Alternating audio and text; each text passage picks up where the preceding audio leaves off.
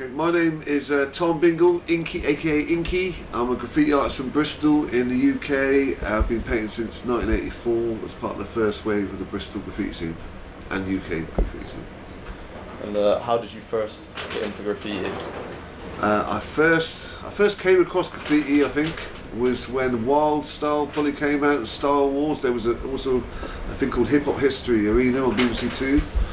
I was a punk rocker at the time, and I then saw Subway Art by Henry Chalfont and Martha Cooper, and it just kind of blew me away, and it kind of went with my punk anarchist kind of ideals at the time, of like paint on anything, do whatever you want. And then with time I kind of got more into the graffiti side of it and the kind of hip hop element, but yeah, that was the first time I saw it, around 1983. Probably 1982, maybe Duck Rock, I think. Was that 1982, 83? There was a Duck Rock video with Malcolm McLaren. That was the other one I saw. What do you think about how graffiti's developed over time, over the past 30 or 40 years? I mean, it's incredible to see how far it's developed and how much it's mushroomed and how big it's done with the internet. I have to say I probably preferred it a few years ago, before the internet, when you didn't see so much and it was more of a treasure to find it, so you'd actually go out and hunt it and find it. Now you see, like, you know, you can see 1,000 pieces a day. Then you were probably seeing one a week, and you really cherished it, and it kind of meant a lot more to you. Now there's so much overkill of it, maybe, that it's kind of saturated a bit. I still really like seeing all the new styles and that, but it's like there's so much to take in. It's really difficult to kind of analyse it all in one go, and I don't know if I appreciate it as much as I used to, but I still love it. But it's just like it isn't what it used to be. What do you think of the police's reaction to graffiti? Do you think it's changed since the 90s or 80s?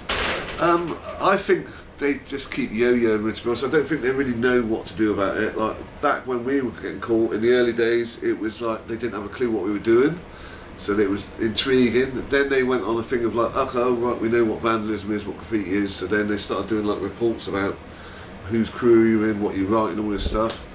And then they kind of tried to sort of go with like, oh, we're going to get community involvement, and sort of like actually went sort of pro it to try and provide areas to do it, and now they're clamping back down again. So I think every angle they try, they can't really deal with it. They don't know how to deal with it. I mean, and really the best way you can deal with it is provide an area for people to paint. If you shut it down, they'll just paint more elsewhere. So it's a catch-22 for them, really.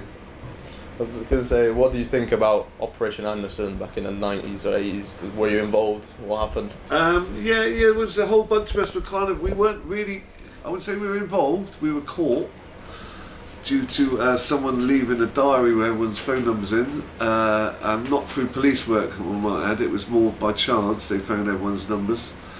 And obviously we all got arrested. It did affect us all at the time, and it killed the scene a bit in Bristol at the time.